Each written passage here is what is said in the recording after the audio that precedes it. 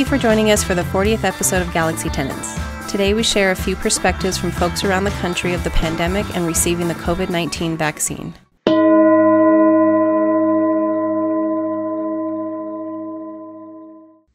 I'm here with Oaks. Can you tell me about the lab work that you do and how it's changed from pre-COVID to current time? Well, I have about 20 years experience as a medical laboratory technician. Been at my current job for about 8 years. We're a small little surgical hospital. Prior to COVID, it was actually just morning rounds and drawing patients who are spending the night, supporting the blood bank, supporting the surgeries, making sure blood supply is there.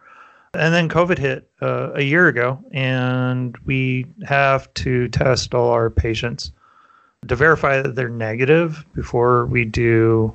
Basically, we're doing elective surgeries on knees and joints and backs and stuff like that, kind of pain management type of stuff. So we're a surgical hospital, so I'm not in the same position as a lab tech as some of the people in my profession, but we do have to swab every single patient. So the way I like to put it is COVID kind of turned me into a booger collector, where I'm picking about 30 or 40 noses a day. So every single one of our patients that come through, they get tested about a week beforehand. We swab their nose, and luckily for me, the vast majority of those are going to be negative. So like my exposure risk is higher than most of the population, but a lot lower for other people who are doing similar things, as opposed to an emergency room or people who are getting tested because they're worried about having COVID-19. What sort of protective gear are you wearing when you're doing the nasal swab? I have generally like a lab coat. I have a face shield and a KN95 mask, plus gloves, plus washing your hands every single time, every single patient before putting your gloves on. The other thing that we do, it's one of the things that I appreciate about my job, is that I control my infection control. So, as opposed to working at a restaurant or at a bar or something like that, like my daughter, she works at a bar. And so the infection control for her, like in service industry, is kind of based on a manager who really doesn't know infection control. Whereas I have 20 years experience working in infection control and understanding how not to get sick when you're dealing with biological specimens or in kind of more dangerous type of situations when you're dealing with sick population.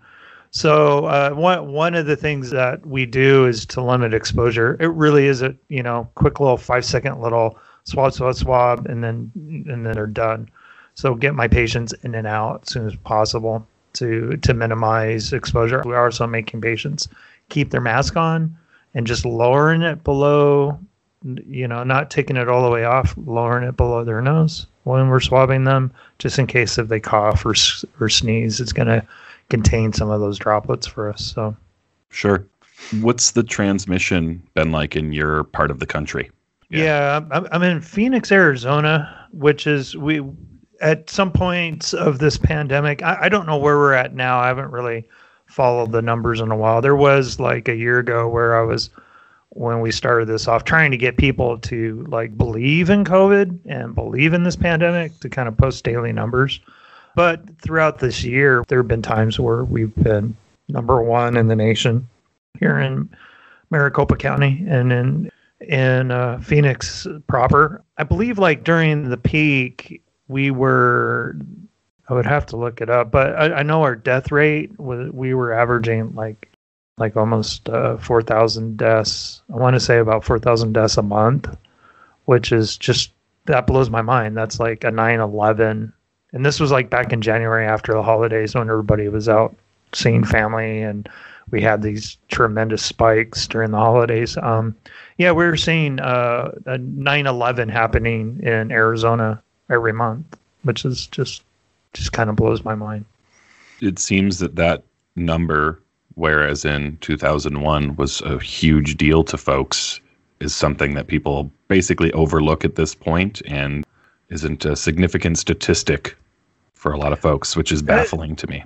It's a psychological condition, and that's kind of fascinating in itself. And I forget the name of the psychological condition, but it's where we empathize easier with smaller numbers, and so 4,000 deaths in one day at one three different spots basically during 9/11, that blows us away. We feel empathy, and it affects us emotionally. But when you're talking about 4,000 deaths over the course of a month, or even the course of a couple of days, every single day within our nation, we tend to block that off. We're more affected by 10 deaths than we are by a million deaths. And there's a psychological phenomena, but I can't remember the name of it right now. So. That's okay. How have the numbers and the rate of transmission in your community affected your community? And did Phoenix go into a major shutdown, or did you guys kind of ride out the storm with open indoor dining and whatnot? Well, I think at the beginning, like way back last March of 2020, there was a shutdown for a couple of weeks, even maybe a month or so here in Phoenix. Our governor, Doug Ducey, who's very Republican, very conservative, and I really don't want to get into the politics of all this with that, just to say that he's a very conservative, as opposed to California's governor with the lockdowns down there. Really kind of valued economy over COVID infections. And so we really didn't have much of a lockdown, and we still don't. And I don't know, I've had to think about that. I have a brother in California who he's a chiropractor. He was actually mayor of one of the towns in the Bay Area. I'm not going to say which one. Mm-hmm. But like the lockdowns in California, especially in the Bay Area, are very draconian. However, their infection rates are about the same as here in Arizona. There's not a whole lot of difference. The problem is, and I had to think about that when I was debating with having that discussion with my brother. The problem is one of medication. It's like a medication, like when you get an infection, right? And the doctor prescribes to you an antibiotic, and the prescription is 3 times a day for 2 weeks. But if you only take that antibiotic maybe once a day, every other day, you're still taking the antibiotic, but it's not being effective. It's not doing what it's supposed to do. And so with the lockdowns here in the United States, like we're not getting the benefit. We're getting the deficits of a lockdown in terms of economy, of unemployment, people not working, without the benefits of it, because we're not taking the medicine correctly. As opposed to where you look at like New Zealand or Australia or some of these other countries where like, hey, we got three new infected people, we need to lock everything down, right? That's crazy to us Americans that for 3 infections, they're locking everything down. But they're taking the medicine, and because they're doing that, they've managed to stem infection rates and death rates and stuff like that, whereas we're not. We have no benefit of these lockdowns because people aren't following them. They're not being enforced. We're not taking medicine the way it is prescribed. Therefore, we're still sick, right? Often the people complaining the loudest are unwilling to participate in what's necessary, whether it's masking, social distancing, not gathering indoors when the rates are high. They don't want to make any sacrifices, yet they want this thing to be over. And I'm finding that to be troubling with what's going on in America. We'll have to see how it goes with vaccinations too, with how many Americans are just so anti-science, anti-vaccinations. Dr. Fauci, he called it herd immunity. I don't like that term, but I'm going to use it because Dr. Fauci did, that we can hit herd immunity and go back to normal when we get about 70 to 80% of our population vaccinated. That's like cutting the mark, because like you look at the numbers of people who are anti-vaccinations in our country, and it's almost 35% of us. Well, even above and beyond that, I think whether someone's anti-vax or not, I think only about 50% of the population when polled is willing to take the vaccine at current. I think that's about where we're sitting. I think people will quickly find out that they don't have that option when virus spreads among that community, and further infects people who have been vaccinated as it mutates, obviously. But I think that, there's going to be some regulations as far as travel and getting into certain events. And if people want to participate in our society, I would wonder what the other option is besides taking the vaccine for those individuals who are outspoken against it. Well, yeah, and if we don't get to that point, this will be around for a lot longer than the end of the year. So if you have options, I know right now there's a lot of bumps in the road in terms of being able to get a vaccination. I have a 22-year-old daughter who's a teacher. They are vaccinating teachers, or they were vaccinated teachers here in Arizona. So she got her vaccinations, even though she already had COVID. And she asked me, should I get it? I'm like, yeah, if it's available. And they say, your doctor says it's okay to get it. I would, get in line if you have a place in line. Whereas in California, they're not vaccinating teachers even. And I have a 55-year-old aunt in San Diego who's complaining because my 22-year-old daughter is like, here's my second vaccination. Look at me. And she's all, how did you get in line? You're 22 years old. You've had COVID. How come you're getting the vaccination and I'm not? So, I mean, we have bumps in the road already. Hopefully those get smoothed out. But the long term is like, if not enough of us get it, it's still danger. It's still a dangerous situation for our society. Tell me about the process of you getting vaccinated, and which vaccine specifically did you get jabbed with? Well, because I was medical, I was first in line as a frontline responder. So I got the Pfizer. Here in Arizona, you don't really have a choice. It's just whatever you happen to sign up for. Arizona, sure. At least in the beginning, back in December is when I had my first shot. And it was actually a pretty simple process. They sent out an email to my hospital that got disseminated to employees for healthcare workers to be able to go online and sign up for an appointment. Went to the fairgrounds, which is really close to my house, and it was a drive-through type of thing. Took me about an hour is all. And then once I had my first one, they gave me my shot record for it. And then at the center where they're giving the shots, they set me up for my second vaccination for 3 weeks later, which was the same process and super easy. So at least back in the beginning of this, it was super easy. I'm not sure how it is now for people now they're opening it up and it's, general population or 65 and over or whatever they're doing right now in Arizona. I'm not sure how that process is going. I'm hearing kind of horror stories right now of it's almost like trying to buy a ticket on Burning Man. Everyone's jumping on at the same time trying to get that golden ticket and that open slot, and it's kind of first come, first serve.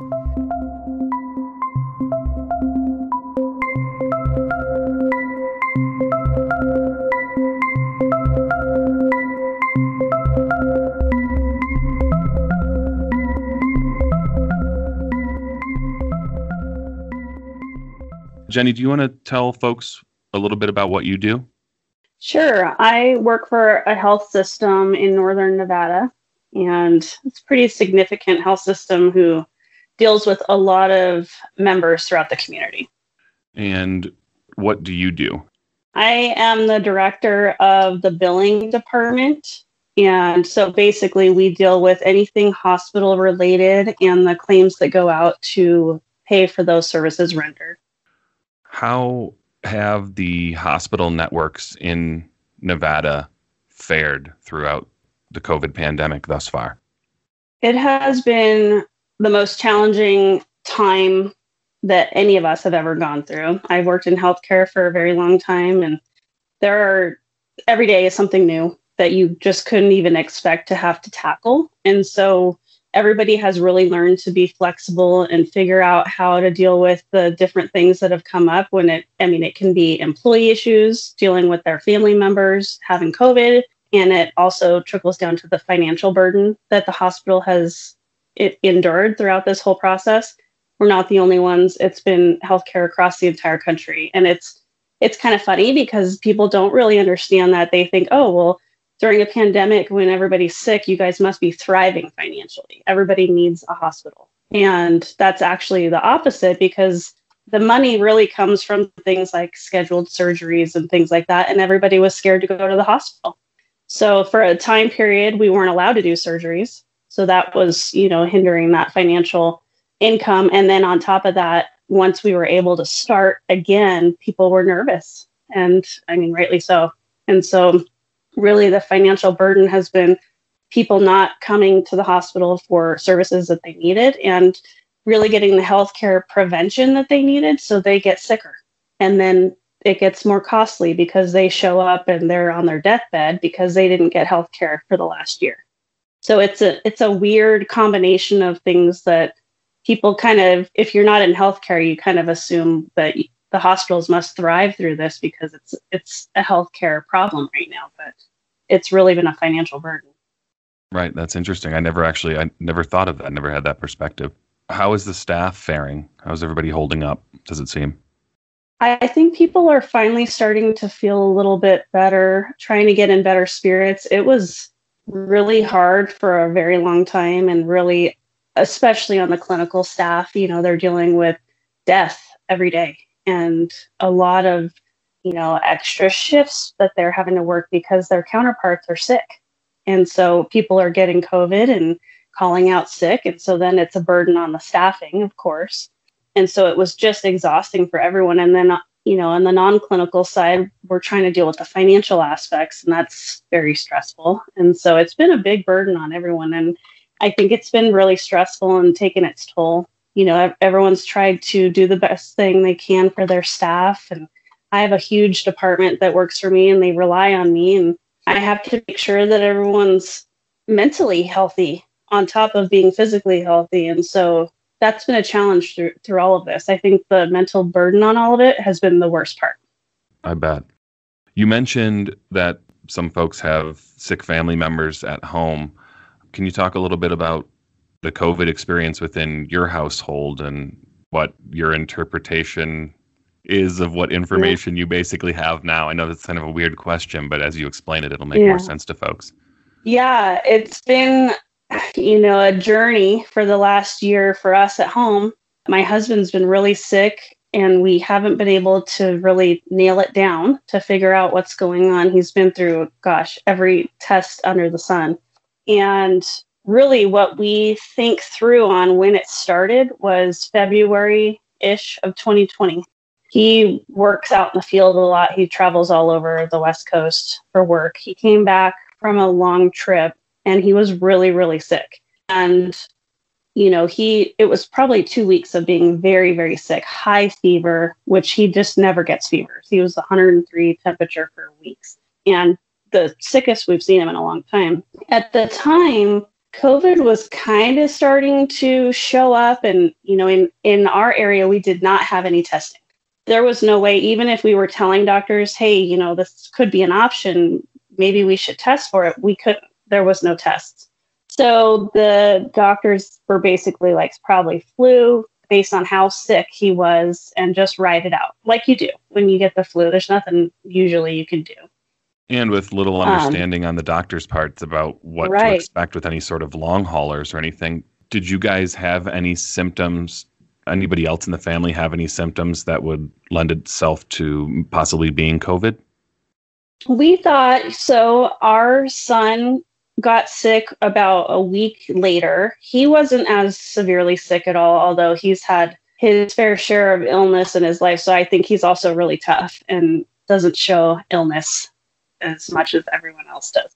But he did get sick with similar symptoms, and it was short-lived, a week of being sick. And then I had this weird, I brushed it off to nothing at the time, but my toes were all purple. And I was fine. I didn't feel sick, but my toes were very, they looked bruised, really, really deeply bruised. Which we now know as possibly COVID toes, if that is right. And at the time, it was like, well, this is weird. I didn't hit my feet on anything. Nothing happened. And so I really, same thing, brushed it off like, well, that was weird, and I'm sure it'll go away. And then over time, we started all learning more about symptoms and things that came. I mean, at the time in February when he was really sick, he didn't lose taste or any of those things that a lot of people do have.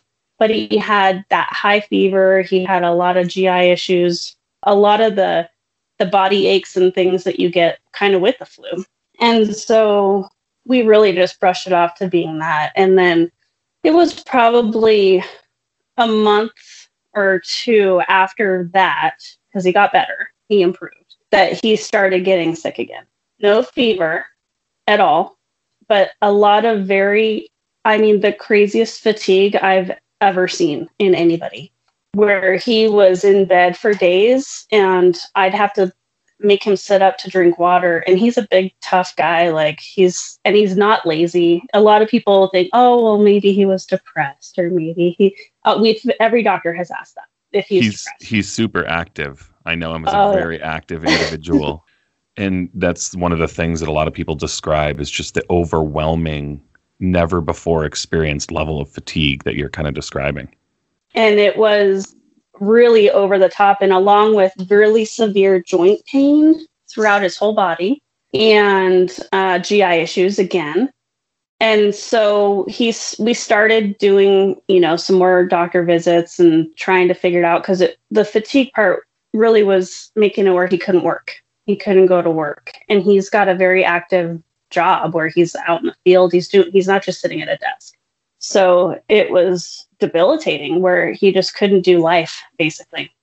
Were there any sort of treatments that the doctors recommended that were beneficial, or is it just kind of a wait and see? There were no treatments. There was a lot of testing. He also has an autoimmune disease, so that, didn't help the situation. He's got Hashimoto's, which is your thyroid. And so what comes with that a lot of times is fatigue can be one of those side effects. There's also lots of other things that can happen. You can also usually, if you have an autoimmune disease, you have more than one, is what they say. And so we thought, okay, maybe something else is kind of peeking through on this. So that's really where the doctors were going on everything, is testing that, which makes sense because it's a known issue for him. Everything checked out. His thyroid's fine. All the levels that go along with those autoimmune diseases were stabilized. He has to take medication, but it was working, obviously, if it's stable. So that basically ruled that out. And then they just scratched their head and didn't know what to do with it. How's he doing a year later? He is still sick. And he goes through these bouts. It's a roller coaster. He goes where he has a few days where he feels good. And then, during that time, he'll do stuff, nothing crazy, but, little house projects where he's at work doing, welding or doing things that are kind of physical. And that will set him back for days. He'll be in bed for 2 or 3 days. And so it's this up and down where we can't seem to get past it. And we do think he's getting better, and then it hits again. And he still has the joint pain flaring up here and there along with it. The fatigue has lasted through the entire year. And so he's been through a ton of tests, a lot of imaging, a lot of blood work. We've tested for Lyme disease, because that's definitely a potential for him. I mean, he's out in the field. He's also a hunter. I mean, that would not be surprising if he had Lyme, and there's a lot of symptoms similar. But the basic Lyme tests have come back negative. He actually went yesterday.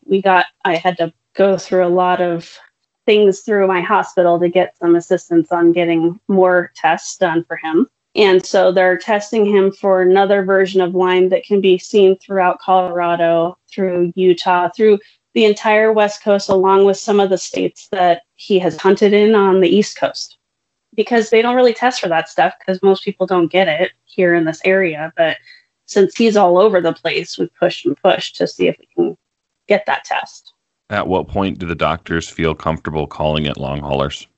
The problem I have had, I've had this conversation. I have to go to all of his doctor's appointments with him, because he's also had a lot of loss of memory and just cognitive issues. And so I attend with him and I talk to the physicians. I also kind of speak the language a little easier in healthcare.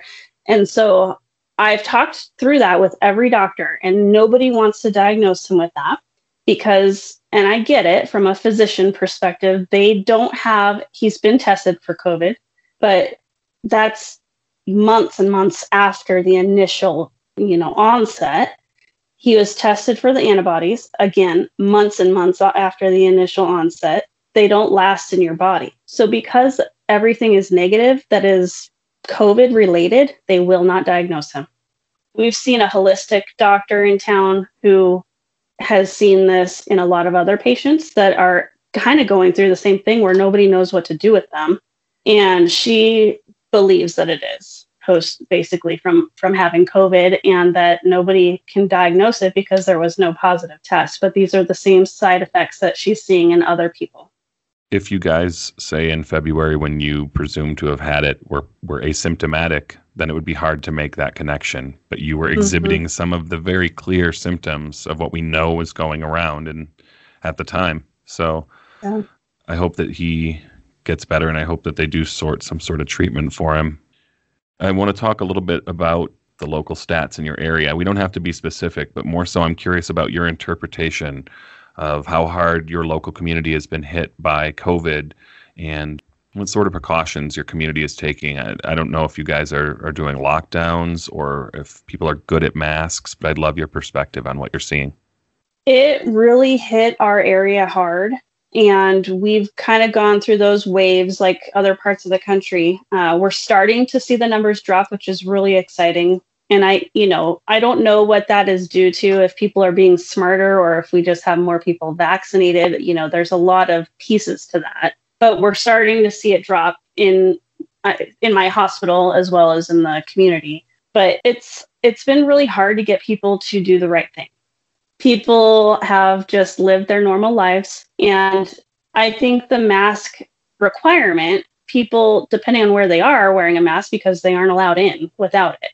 So it just depends on the area that they're in. But really, the community as a whole, I think, along the lines of the rest of the country, have failed at being, socially distant. And it's been a really funny perspective to see how people handle scenarios and kind of in a selfish way where they don't want to miss out on whatever life is throwing at them. And so then it creates these spreads. We saw that through every holiday. Every single holiday, we had a big rush at the hospital. You guys are the only other family that, from my perspective, is directly in line with how my wife and I are behaving. We're watching people just completely disregard it, and it has brought us some sort of sanity. That there's somebody else out there behaving the way that we are. I know, because everyone kind of thinks we're crazy, but it's nice to see you guys doing the same thing we are. It's helpful. Then you're like, okay, well, if they're crazy, the world will be crazy together and everyone else can do their thing. Hey, science is crazy, man, but here we are. I know. The last thing I want to ask you about is your vaccination experience. And I was curious, did Bill Gates give you your vaccine specifically? And absolutely, did it come with 5G and microchips, or how does that work? It did. And so now, along with my cell phone, they can track me through my vaccine. So you're being double tracked. Wow. Right. How was your experience, though? I'm curious. And what vaccine did you end up with?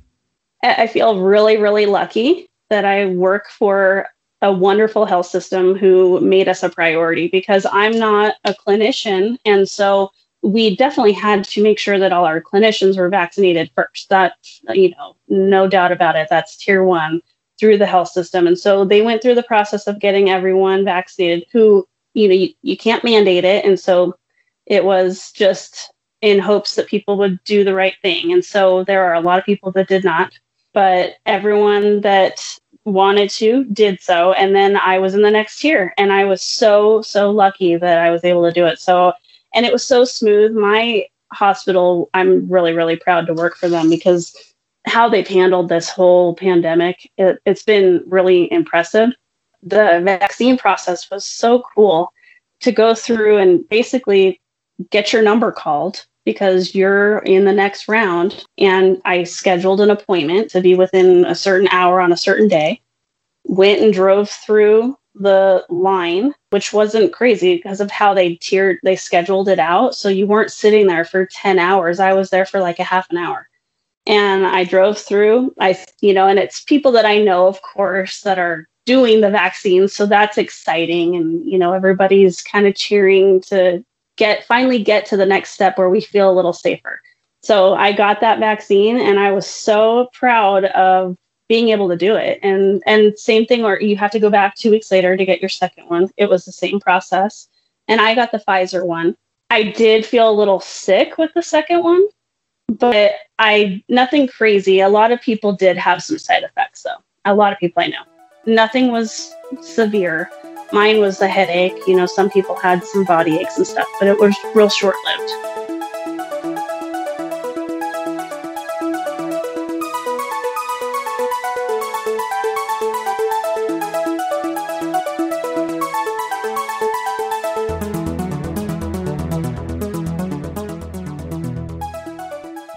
I'm here with my parents. When COVID hit, how did you guys live in the Detroit area, how did your community respond? Were there shutdowns? Were people pretty open to wearing masks? How did that go? Well, we're just about 10 miles north of Detroit, and we live in a small suburb. I'm going to say that they responded well, really. Everything virtually shut down. March 13th, I believe it was. No government services. Everybody's working out of the home. I felt like our community did a good job. Mm-hmm. I saw everyone wearing masks. I think everybody was scared pretty severely. It got everybody's attention, and people initially, it was kind of weird because people weren't going to grocery stores, and then if they wanted groceries, they'd order them online. And initially we were like wiping everything off with antibacterial wipes, and so it was a little freaky in the beginning for sure. But I think as time went on, people tended to relax a little bit on that end. But the mask part of it, I think I think people were pretty good about the masks. It's mandated here. Doesn't mean people are going to wear them because it's typically not enforced, So I've had pretty intense interactions with people who've refused to wear masks in the store. So I just didn't know if there was any of that. I have not witnessed that at all. Not so much here, but we did experience, we went out to Colorado once, and on the way out there, depending if you're in a more rural area at a truck stop or whatever, you could see people going in and out of gas stations with no masks on, and that was concerning, but. Very foreign to us. Yeah. What, the pandemic? No, people not wearing masks. Oh, okay. Both probably. But yeah, it's weird because, this isn't like a political thing. It's a science thing. And you'd think that people would want to take like the minimal step of wearing a mask to keep themselves safe in a public setting. I'm not really sure how it got mixed up, but I'm really glad to hear. We couldn't relate. Yeah, we didn't jump on that one. We always wear a mask. I guess now you really should be wearing two. As far as the community's response, they took it serious. Obviously, like in the past in Berkeley, they've always had a Christmas parade that they do annually, right? And so this year, because of this, they canceled the parade, and everybody was bummed out about it. And then somebody came up with the idea to have Santa Claus. They put Santa Claus on a sleigh, and they drove him through every street in the city.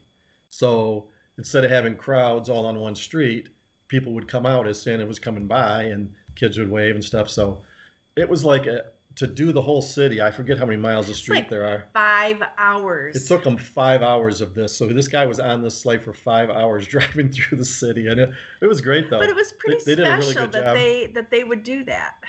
It was funny, Dad. I loved it. Dad sent me videos of it, and I couldn't tell who was more excited, him or Cole. Yeah, I was doing the screaming, wasn't Santa! Santa! And then the other thing that I wanted to talk about with our community is, and maybe it's a small thing, but I don't know. I think it's a big thing. It's Berkeley Library's response. They actually, you can order your books online. The staff will put your order together. They let you know when it's ready, and they put it outside of the library on a table with your name on it. Is that awesome or what? It's one of the most positive things I've taken from this whole experience is just how innovative people are and how willing they are to figure out a solution to something that sucks really bad. Sure. Well, like in restaurants too, they got rid of menus, and even outside seating, and everything's with, you have a barcode, you take your phone, and I'm sure everybody's doing this, but in the beginning, that was kind of innovative too, I hope a lot of these things continue, really. Mm-hmm. Let's talk about what you did to make it so that you could come and see us in the last year, and so that you could go to Florida recently. You guys purchased a trailer. Was it hard to find a trailer in the middle of like the biggest trailer and recreational vehicle boom in our history? It really was. We both just recently retired, and that's been something that Dad has wanted to do. We really decided to do that in, I believe it was August is when we seriously started looking. And it took us a good month to find something. Yeah, very little on the lot. Yeah, I'll inventories were really low because everybody had the same idea. It's like, okay, you can't fly, so how are you going to vacation, right? So I think everybody was thinking on the same lines. Let's get a trailer. And yeah, we went to like 3 or 4 different places, and there was like minimal inventory. Normally these lots would be packed. They may have like just a few trailers that we could look at. So it was a little weird, for sure. But it worked out well. It saved our sanity. Sure. Initially, we didn't have all the information that would have made me comfortable to be like, yeah, hit the road and come travel. Now that we do, in hindsight, you guys did everything pretty much perfectly.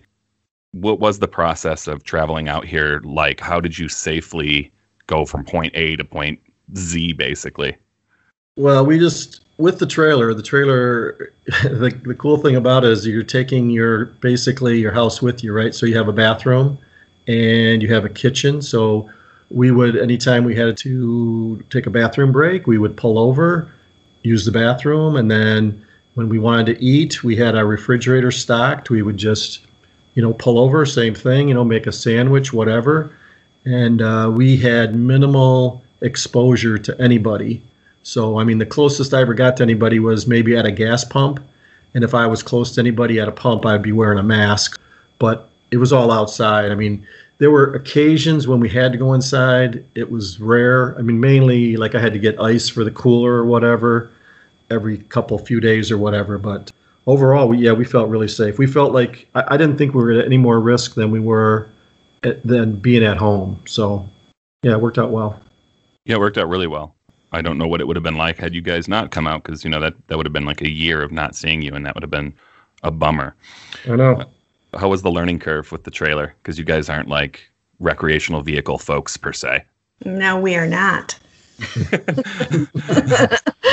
Well, it's just like anything else. You learn, right? You do it and you learn. And a lot of Facebook group forums. YouTube. Yeah, YouTube. How great is YouTube? Tell you what, we got it down. Mm-hmm. Yeah, you guys had all these different processes you were showing me, and Dad, you kind of constructed a few things that were handmade to make the process easier for you, whether it was like for hooking up the front of the trailer or whatever it was.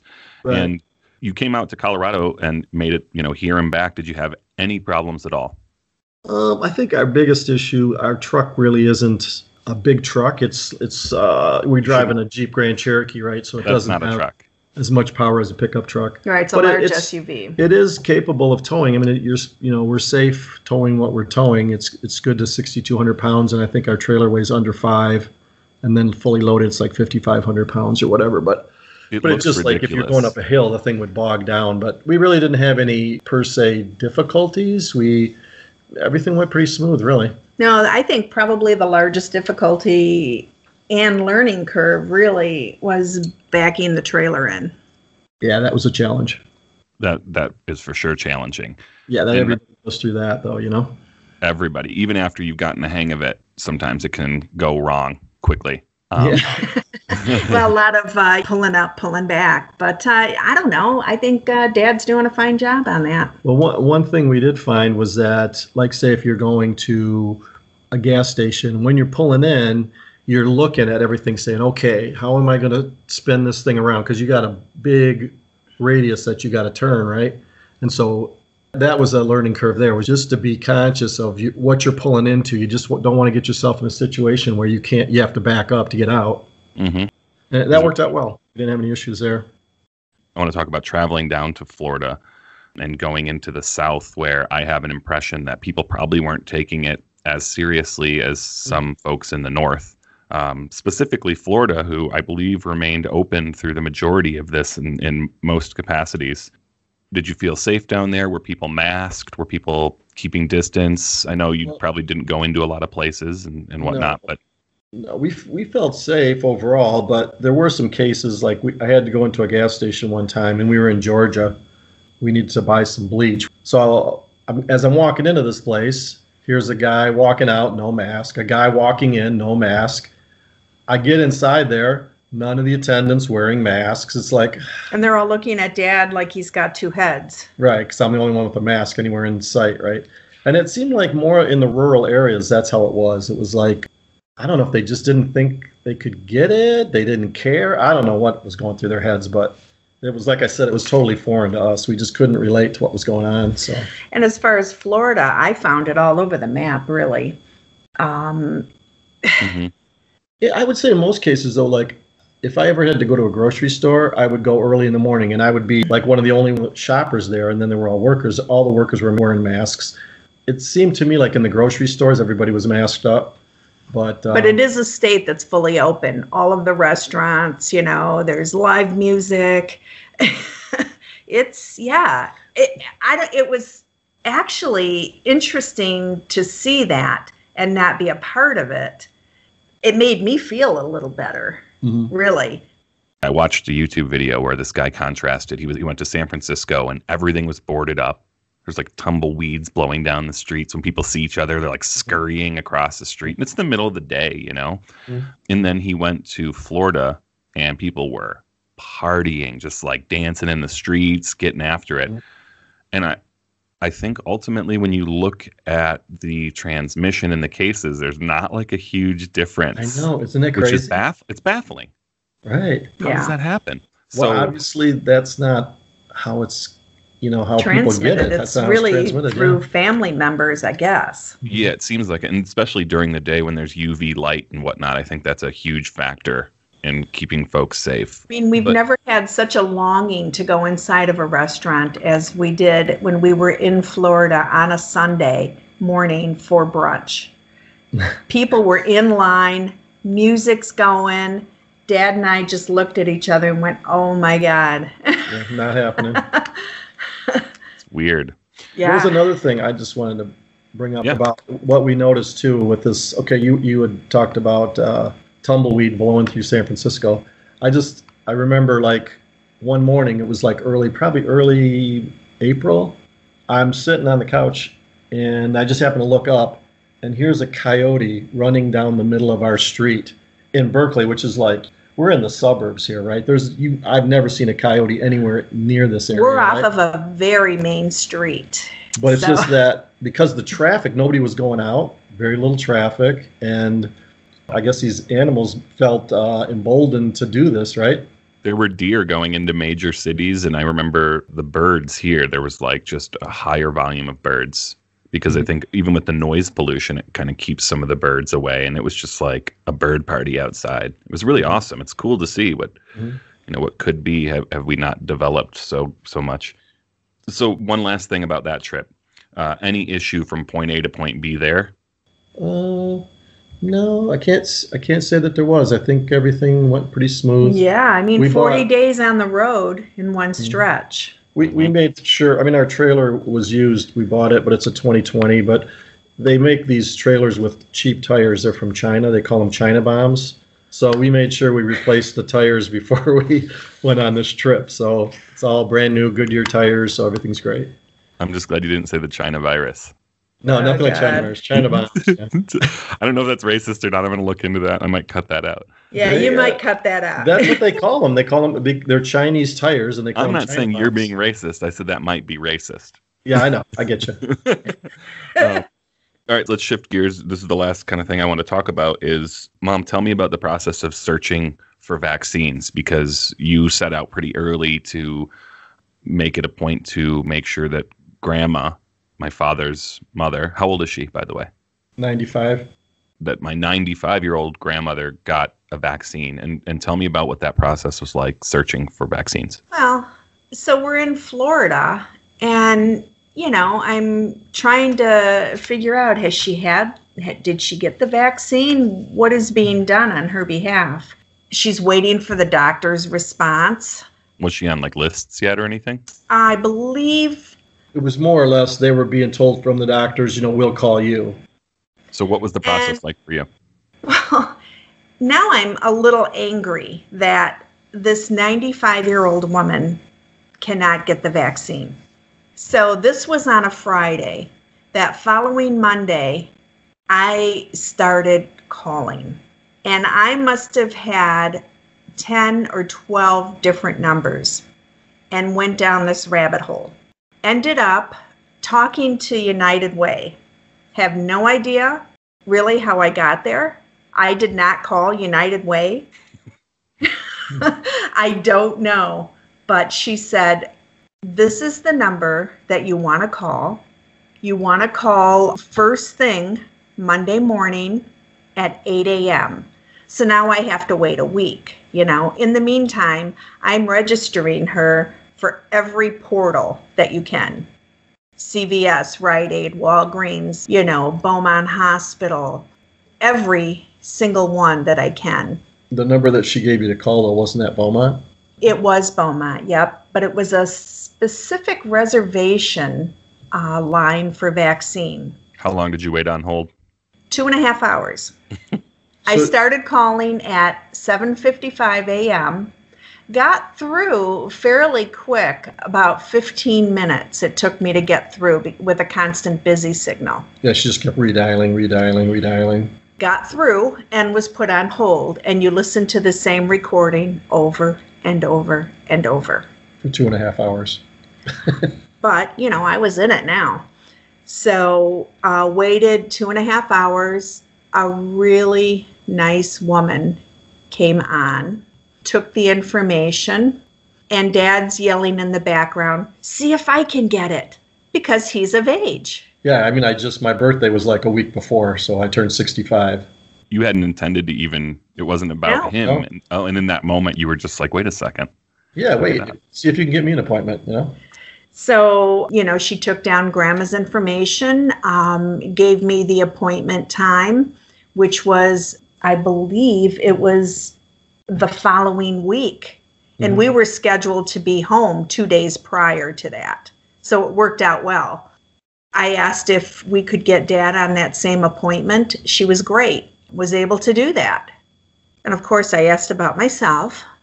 I'm 64 and a half. And with a lot of medical conditions. Yeah, it didn't work out. I'm only 61. I know 3 teachers. High blood pressure. What's that? I said I know 3 teachers. And that's the other thing. It's all in my face. Every single person I know is getting the vaccine. Because all of my educator friends. Right. You worked in a school setting. It's really been pretty frustrating. This morning, I just registered for another portal for myself. Carly just registered for a bunch of different lists for us yesterday and today, so we're on a bunch. We'll see how that goes. Well, I would not expect a phone call. No, I'm not. I really wouldn't. I would not expect an appointment through any of these portals. I feel at this point, the only way that one is going to get one is if you're lucky. Maybe. I think for us, we're going to just wait till it's like generally available. And I think that there's so many other people that should be getting it before I do, obviously. We're able to stay home. We're able to be safe. And I want to see other people get it before I do for sure. But when it is generally available, I will be much, much more assertive with trying to nail that down. Yeah. Well, I'm in the next phase. I'm in phase 1C, Group B. Jesus. I'm color maroon plus magenta. So I've registered for Beaumont, Henry Ford, U of M, Rite Aid, Myers, CVS, Walgreens, Oakland County. It's obviously not widely available, but it's great to see that they're distributing as much as they are at this point, without... Yeah, the numbers are, I heard like 1.4 million a day now of doses. So that's, I thought they were up to 2. I just read something in the paper this morning. They said 1.4 between, maybe that doesn't include Johnson & Johnson because they're starting to come on board now too, right? Not yet. They are getting emergency authorization, I think, Friday. So coming up. Yeah. Okay. So once that hits, but they also they were supposed to have 30 million doses, and it turns out they had under 3. So I know that I'm not as hopeful about Johnson & Johnson. Plus, I think I want the Moderna or Pfizer just for efficacy. Sure. And yeah, but that may change. I don't know. Well, that was the other thing when I registered Grandma for the vaccine. I had it in my head that they really needed Pfizer. I don't know why. All of my educator friends are getting Pfizer. I don't know why. And so I asked the woman, I said, so what vaccine is this? And she says, it's the Moderna. Dead silence. I looked at Dad and I said, it's Moderna. And the woman on the other end says to me, you don't want the vaccine? I mean, that's unbelievable that even happened. You're like, you waited hours, you're staring down an appointment, and you're like, oh, Moderna. I mean, to me, at that level with Pfizer and Moderna, because they're the RNAs, it just seems like they're both pretty close. When I look back at it, I just laugh about that because that was crazy. That's funny. That's funny. Because, like, you have any indicator as to why one would be better, why you don't want the Moderna, When you and Grandma got the vaccine, how did the process go, and did you guys experience any side effects? I was really kind of surprised. I didn't really expect it to be like it was. We went in, it was almost like a single floor office building and had long hallways, and we got in there and there's like 2 lines the full length of the hallway, right? But they're spaced every 6 feet, right? And 2 lines are 6 feet apart. But then you go around the corner into this other section, and then there's another hallway, and then this is just to register. Then you register, and then once you register. Oh, plus while you're in the line, they're coming up to you with these sheets of paper and having you sign for it, right? So the whole process just to get to the registration took close to an hour. And then once you're registered, they put you into this room, and then you sit in a chair, and then actually they assign you to a table. They have like 20 tables around the room, and so you go over there and you wait your turn. And then once you get the shot, then they have you sit there for 15 minutes after you get the shot just to make sure that everything's fine, no side effects or anything. And surprisingly, Grandma had no issues whatsoever. But me, all I got was a sore arm out of it. My arm was sore for a couple days. I could still feel it on the 3rd day, but other than that, I was fine. Dad and Grandma are both scheduled for 28 days later. Mm-hmm. Yeah. So I guess I was just reading it this morning that you're 75%. You're basically covered 75% after 2 weeks after getting the first shot, and then after like 36 days, it goes up to like 84%. That's even just having one shot. And then, which I saw today, I think the Johnson & Johnson with the one shot, which is the full dose, was low 70s, I think. And in certain countries as low as in the 50s. So why would you want that? I don't get that. It's confusing. I think what it does do is it prevents severe illness and death very well. Yeah. But if you still can get it and you can still transmit it and stuff like that, then it's not super helpful, in my opinion. But I think they're just trying to. So what do you do at that point? That's my Moderna moment. No, I take it. I still take it. And here's why. Because we still have to establish some sort of community immunity where even if I'm 60 or 70% immune, that's better than 0. And it's a step in the right direction for the community. So, I'm hoping for Pfizer or Moderna. But what the hell do I know? Well, there could be, maybe you'll have a choice, or maybe just depending on who you go with, if you truly want one of the other 2, I'm sure you could probably find it. Yeah, but you have to pound the pavement.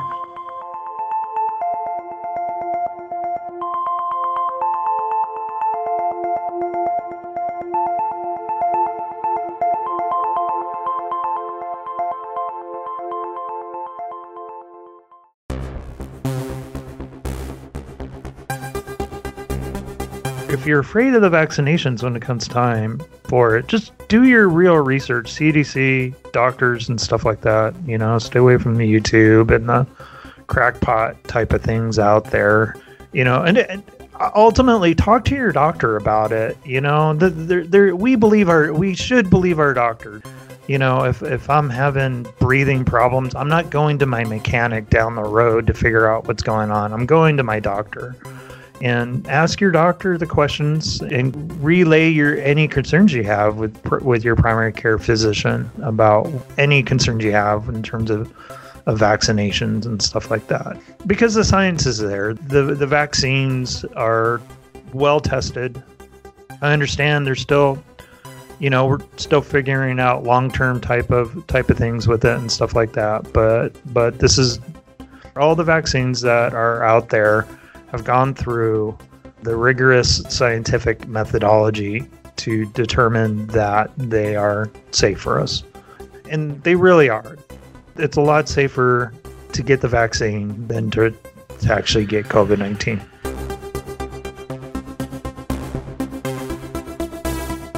I'm very much, I'm a kind of a planner. I think things through. That's just how I live my life.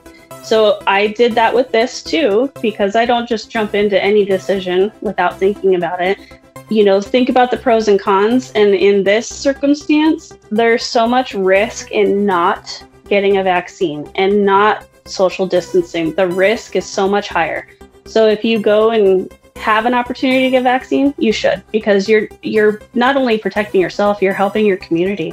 Our health systems cannot handle it. We are busting at the seams, and the longer that goes on, the more hospitals you will see just have to close their doors because they can't handle helping the community anymore. So I think that's really important to think about. It's not just for you, it's for your community.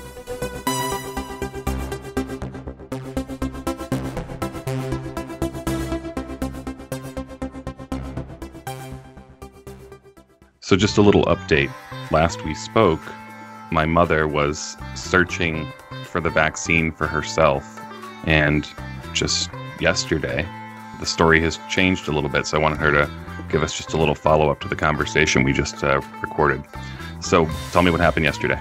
So, just so happened, I ran across this post in the Nextdoor app where someone posted that they were able to make a reservation for their vaccine through Rite Aid in Toledo. And they were the same age and had an underlying condition. And I really didn't believe it. I questioned him, and he said that his appointment was next week. And I said, well, let me know how it goes. He said he already knew someone that had it done, and they were able to do it. So after that, it's now about 10 o'clock. I went on the Rite Aid website and found the closest Rite Aid to my area in Toledo. And just so happens, they were also giving the vaccine at that Rite Aid there at that location.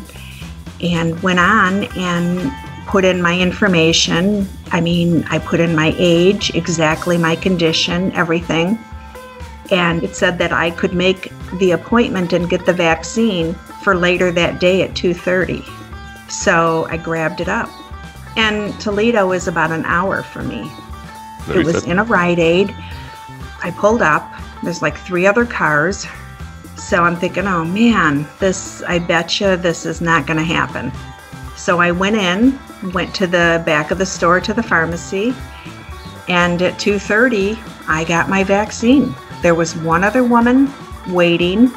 And her and I started the conversation, and we both really kind of had the same experience. So she was also from Michigan. She said that she overheard the pharmacist say that he had 2 cancellations that day, and maybe I just hit it right and picked up one of those cancellations. Everything I did was legit. I couldn't have been happier. It was a moment that I couldn't believe it. Yeah, were there any side effects? No, I felt like just a little drowsy, and my arm is just a little sore, nothing really. No, so I'm going to say not really. I couldn't believe it. It was like I went in for a flu shot. What vaccine did you get? The Moderna. That's good.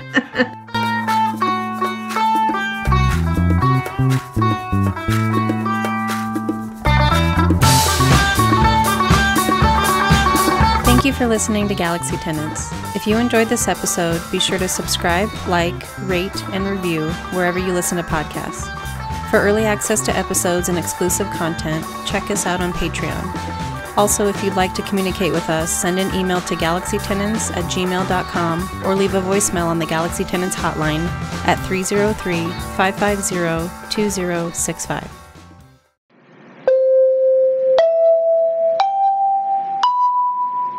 You've reached the Galaxy Tenants hotline.